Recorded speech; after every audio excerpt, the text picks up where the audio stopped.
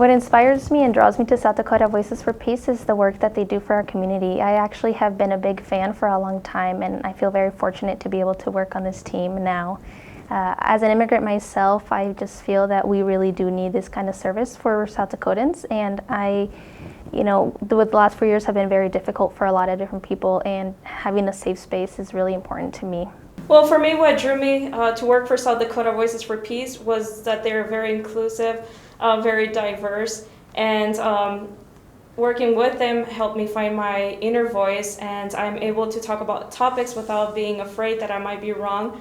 And we talk about many organizations, many groups wanting to be inclusive and diverse, but in fact, it wasn't until I came to South Dakota Voices for Peace where I actually felt like home.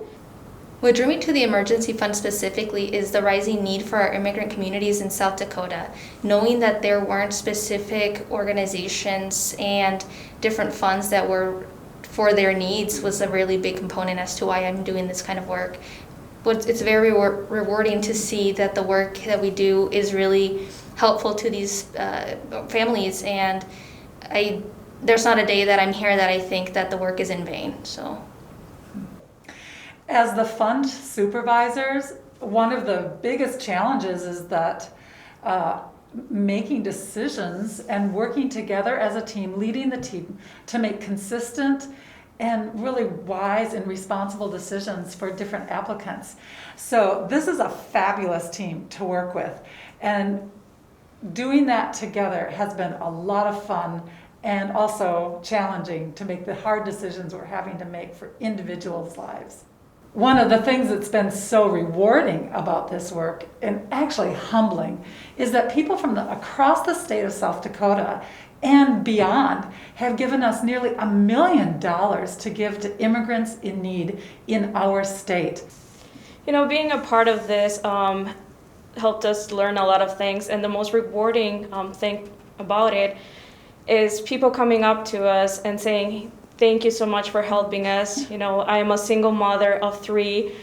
I'm not from this country, do not speak any English. I was laid out from my job without benefits because I did not qualify. Did not know where to run to because I don't know where else to go. Then my friend told me about you guys and how you guys helped her. And I came to you guys because I was in very big need, and you guys helped me, did not turn away from me. And you really showed love thy neighbor." And that was the most rewarding thing for me. And that is something I'm going to take in my heart wherever I'm at. It's something beautiful. And I thank everybody for their donations and for the great heart.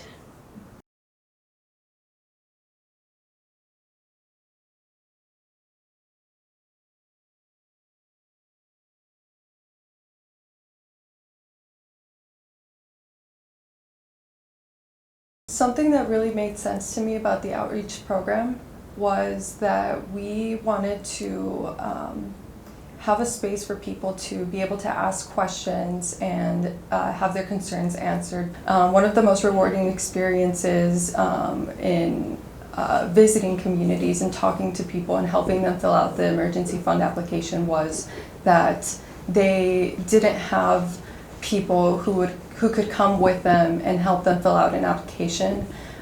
So that really made sense to be there, to reach like the 1 or 2% of people that we assume could speak Spanish or English, but really were versed in a dialect that we might have not been familiar with and never really learned how to read or write. So that was one of the most rewarding experiences for me. The South Dakota Voices for Peace is moving towards finding people directly in the community that they can empower and give resources to, so that more people from those communities can become leaders in the future. What we want to do is give those key leaders resources and information and the support that they need so that they can so that they can prosper in those communities, or at least know that they have somebody here that can support them in whatever that they need in the future. I started working for South Dakota Voices for Peace in the fall of 2020, and during the summer there was a lot of conversation of companies being diverse and inclusive and anti-racist, but there's not many companies that have that included in their mission statement. South Dakota Voices for Peace does. They also do the work of going beyond coming to the U.S. and immigrating, and they work on what does it mean to be an immigrant once you are in the U.S.? What does your life look like? What kind of resources do you need? And what does it mean to kind of live a good life? South Dakota Voices for Peace helps South Dakotan immigrants achieve that. I hope for all people that are immigrants in South Dakota to finally feel seen in South Dakota instead of kind of feeling like they're in the background living in a white world. Hi, I'm Umeima, and I'm the graphic design specialist at South Dakota Voices. I run our social media accounts and make print and digital content for the organizations. I joined SD Voices over a year ago to get involved in advocacy for Muslim and immigrant communities in South Dakota. It's exciting to watch the organization shift and grow, especially in the past year, and we've grown a lot. Every day, I figure out how to draw people's attention and engage them through copy and design. Trying to translate policies or civic processes into succinct and accessible language is always a challenge. Because our team is based in Sioux Falls, it can be difficult to reach the rest of the state. But it's rewarding to hear stories from people who've been touched by our work and to have such a tangible impact on our communities all over SD, like assisting immigrants impacted by the coronavirus pandemic. I hope that South Dakota Voices will be able to help build a world where our work isn't needed anymore because there would be no more bigotry or oppression and everyone would have everything they need.